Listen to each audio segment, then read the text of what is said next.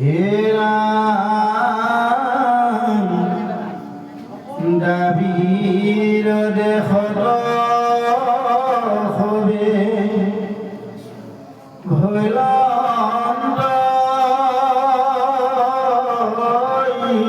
ঈশ্বৰ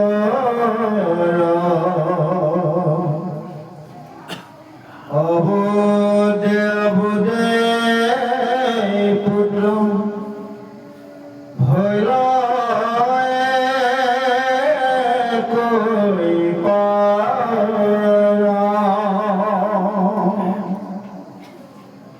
মলয়া ধৈৰ্যৰা বংশে যতে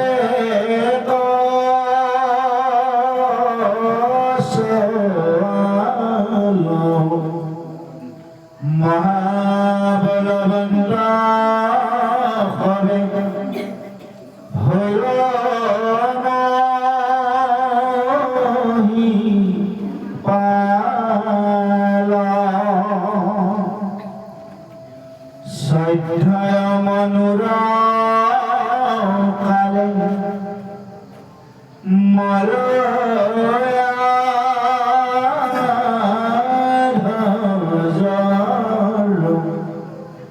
পৃথিবীত পালি ভৈৰনাৰে সাৰা অহিলাক্ষী নামে সিধু ৰাজাৰ কুমাৰী অগস্তি কৰিলা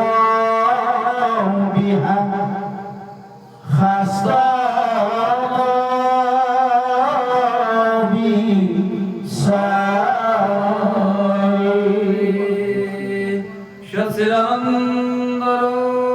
সচিদানন্দরূপায়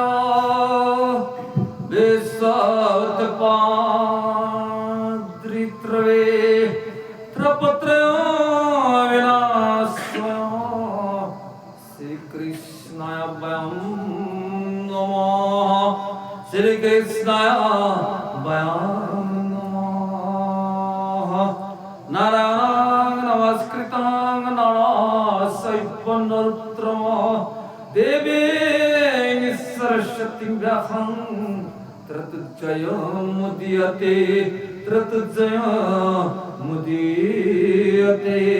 হে নারী দেবকী নন্দন কৃষ্ণ বন্দ তোমার ওখানে শীর্ষণ কোটি কোটি নমন বন্দনা জানায় আমার উপাসনার বৈষ্ণবায় মাতে কি হয়ে যাত্রা শ্রীকৃষ্ণ কোটি কোটি প্রণাম জানায় আপনারা হওয়া বড় সালামের নমর মাথা দই দেবকী নন্দন কৃষ্ণ গুণ শ্রেষ্ঠ লীলা কদম মনোল বাবা বৈজাম বলে কোটি হলে আপনার হওয়া হওয়া বলি ক্ষমা আজি সেই যে ৰঞ্জন ৰামজী চন্দ্ৰ দাস আছিল তেওঁৰ মৃত্যুৰ বেলাত তেওঁৰ পত্নী গৰাকীৰ চিন্তন কৰোঁতে পুনৰূপী আকৌ এই পৃথিৱীলৈ তেওঁ জন্ম ল'লে সেইখিনি জন্ম লোৱাৰ পিছত তেওঁৰ কি হ'ল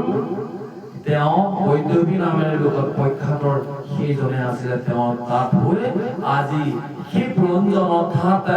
বৈদেৱীয়ে আজি কি হ'ল ৭জন পুত্ৰক জন্ম দিলে সেইকেইজন পুত্ৰ কোনখন দেশৰ বুলি কৈছে দ্ৰাবিড় দেশত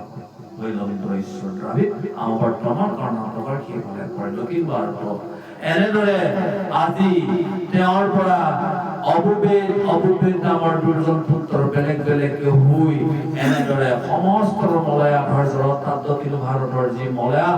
বংশৰ যিসকল আছিল এইসকলক কি কৈছিল এজন এজন মহা মহা পুত্ৰ মহা মহা বলি ৰজা আছিল এনেদৰে সেই 14 নম্বৰ মনুৰ অৰ্থাৎ মনুৰ বংশটো 14টা বংশৰ কৰে প্ৰথম বংশটো মনু আছিল কি মনুৰ চতুপা তাৰ পিছত বংশৰ আহিলে গাঠুবৰ ইত্যাদি কৰি আজি 14টা মনুৰ সময়ত এনেদৰে আজি সেইজন ৰজাই পৃথিৱীক প্ৰতিপালন কৰি এনেদৰে সীতা নামৰ এজনী কুমাৰী শাস্ত্ৰ নীতি নিয়মৰ মতে অগস্ত্য মুনিক বিবাহ দিছিল বুলি আজি মৈত্ৰী মুনি বিদুৰক কৈ আছে। অ সীতা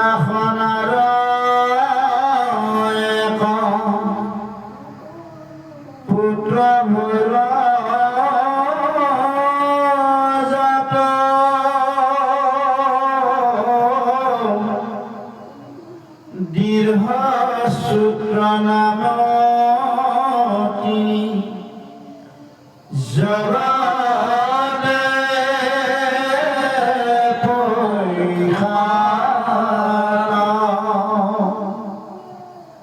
গৃহসূত্র পুত্র ভৈল ইধান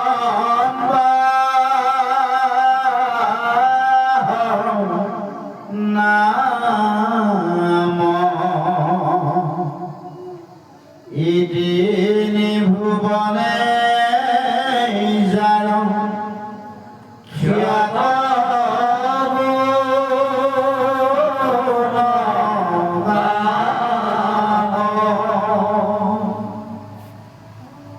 অবস্থির নীতি গুণদানী পুরা মহন্তর সভাতক হন্ত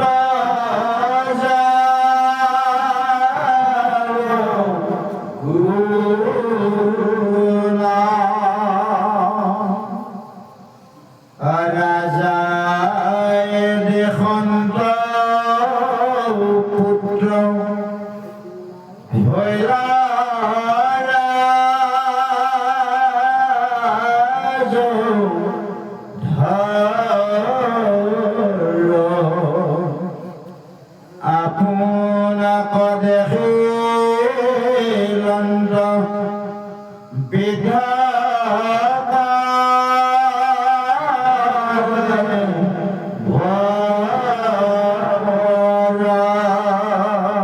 হে মায়ার হজর সেই জন্য রোজার যিগৰাকী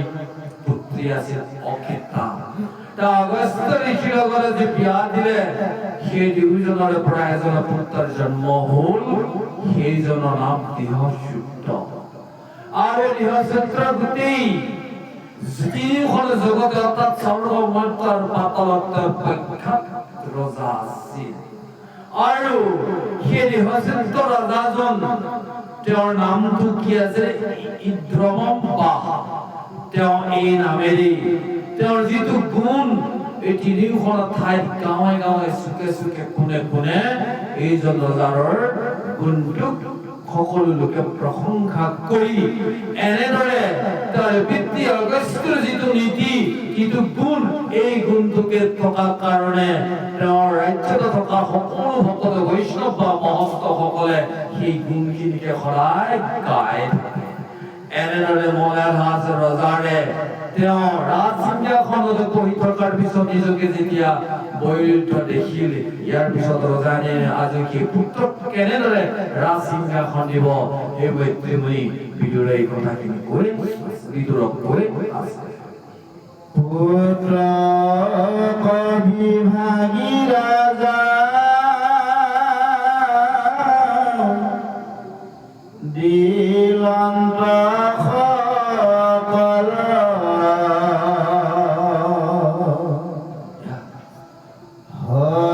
হৰিয়াৰা ধিবা কগৈ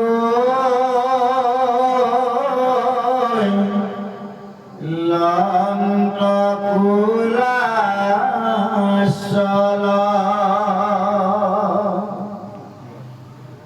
এৰিলন্ত গৃহ ভোগ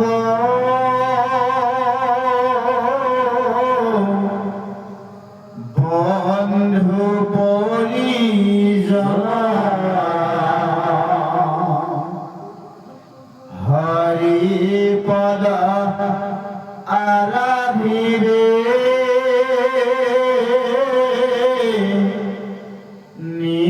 নিপতিৰ মন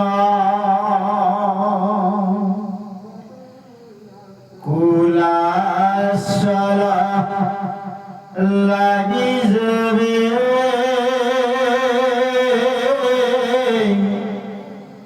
জান্তানি পবৰা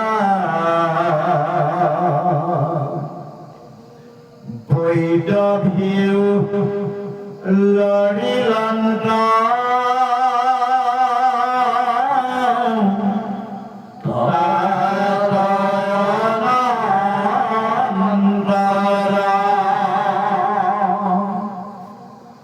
সম্পূৰ্ণ চন্দতা যেন জলে ৰশ্মি মালা ৰাজাৰ সংগত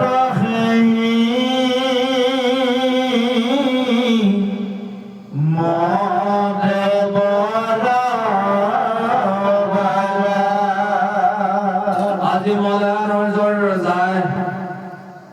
বিদৱ নামৰ ৰজাজনে আজি তেওঁৰ পত্নী গৈৰিমীৰ পৰা জন্ম হোৱা অক্ষিতা নামৰ কন্যাজনীৰ পৰা যিজনৰ পুত্ৰ যিজনৰ নাম বৃহস্পতি তিনি জগতৰে বিখ্যাত আছিল আজি মলাৰ ৰজাই সেইজনৰ পুত্ৰক তেওঁৰ ৰাজ্যভাৰ সমস্ত দি কুলাচল নামৰ এটা পৰ্বতত মলাৰ নিপতি বিদৱ নামৰ ৰজাজনে তেওঁ ভগৱন্তক আৰাধনা কৰিবলৈ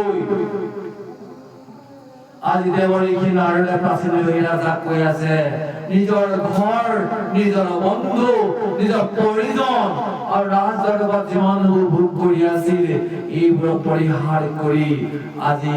মলাৰ ৰজাৰ বৈয়ে কি বিদৱ হয় আজি হয় তপস্যা কৰিবলৈ তেওঁ কুলাচল নামৰ পৰ্বতলৈ কি হ'ল গুচি গ'ল এই প্ৰাচীন ৰাজা তেওঁৰ লগতে যে পূৰ্ব জন্ম যিজন পুৰঞ্জন নামৰ যিজন ৰজা স্ত্ৰীক চিন্তা কৰি তেওঁ মাইকী মানুহৰ ৰূপত পুনৰূপে জন্ম ল'লে সেইগৰাকী আজি বিদৱ নামৰ ৰজা মলাৰ ৰজাৰ লগতে আজি সেইগৰাকী বৈৰৱী অৰ্থাৎ পুৰঞ্জনী মাইকী মানুহ হৈ তেওঁৰ লগতে আজি নিজৰ স্বামীৰ লগতে মনত হৰি তপস্যা কৰিবলৈ তেওঁৰ লগতে যাওঁতে সেইগৰাকী বৰমালা এনেদৰে জিলিকি আছিল যেনেদৰে পূৰ্ণ চন্দ্ৰমাই যেনেদৰে উজ্জ্বল হয় বা এডাল মালাত যদি তাক হীৰা মুকুতাৰে বনাই দিলে গলাত দিয়ালৈকে যিমান জিলিকে ঠিক তেনেদৰে আজি মলাৰ ৰজাৰ লগত এই পূৰ্বজন্ম পুৰঞ্জন নামৰ ৰজাজন যিগৰাকী আজি স্ত্ৰী হৈ জন্ম ল'লে সেইগৰাকী আজি তেওঁ ৰাজদৰবাৰৰ পৰা তেওঁ ৰজাৰ লগত বনলৈ যাওঁতেও তেনেদৰে পূৰ্ণিমা চন্দ্ৰৰ উজ্জ্বল হৈ জিলিকি গৈ আছে বুলি দেৱৰীখি নাৰদে প্ৰাচীন হৈ ৰজা আগতে বৃত্তান্ত হৈ আছে।